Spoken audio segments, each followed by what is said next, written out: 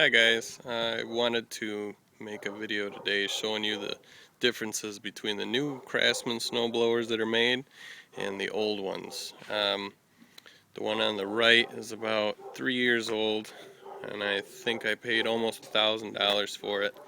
It's got a 9-horse motor, it's 28 inches wide, and it's 24 inches tall as far as the cut goes. It's got a couple of neat little features like power steering.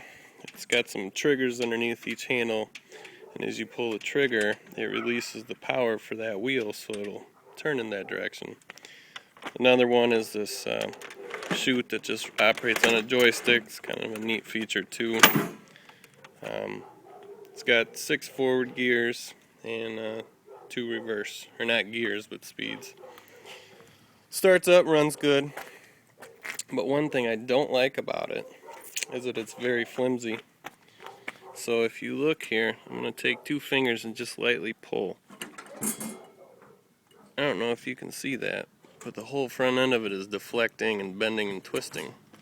And that's not good because I pile all the snow up in between this driveway and this driveway and this little grass strip. So when I'm trying to trim along the edges of the snow, it really torques the sides of this, and I'm concerned it's going to end up breaking it. It's built kind of cheap. It's just got some real small tack welds right here to hold the whole thing together, and it's very light. So I saw a video made by a guy named Fearless Front, and he's got one of these guys. This one in particular is a 1979 Craftsman Drift Breaker snowblower.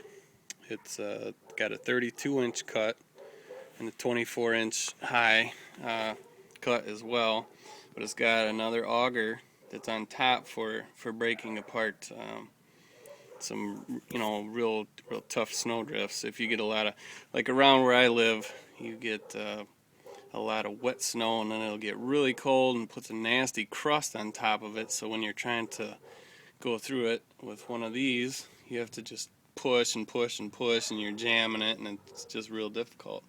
So this is kind of nice because it kind of chews it up as you're going along. So I took my caliper and I was just making some comparisons between the two. And this metal right here is 1.5 millimeters thick, which isn't very thick at all. The same thing with the cutting bar or scraper bar on the bottom.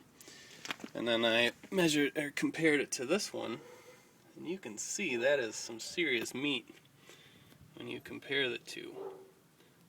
This one looks a little bit thinner because it's got a funny bend in the metal, but this one's actually 3 millimeters thick. It's very, very, very heavy duty, and if you pull on this, it doesn't bend at all. It's very thick, sturdy. I don't see it being just tack welded together. It's a lot of it's got some pretty good sized bolts, and even the welds that it does have aren't just little tiny ones. They're a few inches long each, and there's a lot of them. It doesn't have an independent differential, so it's kind of hard to turn. Like I said, with this one you got the power steering, so you push both of these triggers or pull them, and you can turn around real easily with it. This one is just a solid axle, so it's a little bit tougher to spin around. But again, you're going to be in the snow, so it doesn't really matter.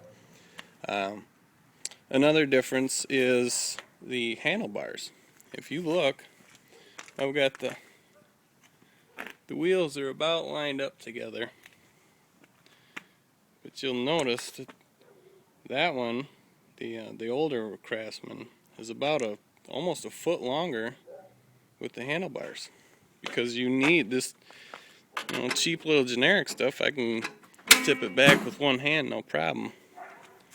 This one here, because it's real heavy, you need more leverage, and so consequently everything has got to be bigger. And I'm a big fan of being built heavy duty.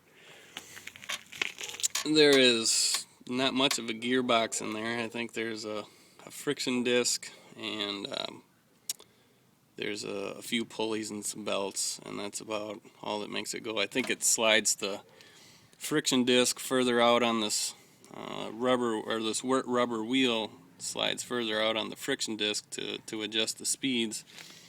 Where this guy here, I had this cover off, and there's an actual cast transmission. It's a real gear case, and it's got its own oil and everything. It's all sealed up. I was just blown away by how heavily this thing is built. Of course, if you get down here and you get the money shot, I don't know if you can make that out, but that says made in the USA, and that's what really counts, because they don't make them like this anymore. But I can't wait for it to dump some snow so I can try this guy out. I was looking at the headlights too. I kind of like the headlights being up front like that. Maybe I can update it and find some LED lights to fit in there, but these are just some of the differences I was wanting to compare for you guys. Let's see. Also, you can see how big the auger gear case is. It's definitely cast unit. Looks pretty beefy. It's got a few extra nuts and bolts in it compared to this one here, where it's very, you can tell it's cheaply made.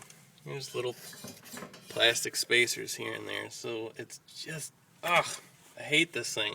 I'm selling it too if anybody wants it. The impeller, not very deep. It's probably 4 inches deep, and it's 12 inches tall. This one is, I don't know if you can see in there, but it's about 8 or so inches deep, and it's 14 inches tall. Of course, it's meant to move a lot more snow, but it'll have a little easier time doing it. Even the scraper bar on it is 3 millimeters thick, so this thing was, from the get-go, was built to last. And you can see how big the chute is. It's real wide. You can move a lot of snow very quickly with that. And this is the new one. It's very narrow, plastic. Again, if you get a big rock in there and it's freezing cold out, it's just going to shatter the chute, and you'll be out buying parts for it again. So these are two, in my opinion, very good snow blowers. Not so much the Craftsman on the right, but they're pretty decent. This one's done its job. But again, I have to go with what's built heavy duty. I mean, I've got, my driveway is over 100 feet long, and I usually do my neighbor's driveway. So picked the right tool to do the job, and I think it's going to be this guy here. Electric start, runs like a top too. I was just lucky enough to find it on Craigslist. Paid $350 for it. So this is the end of the video. If you guys have any questions, post them, email me, ask away.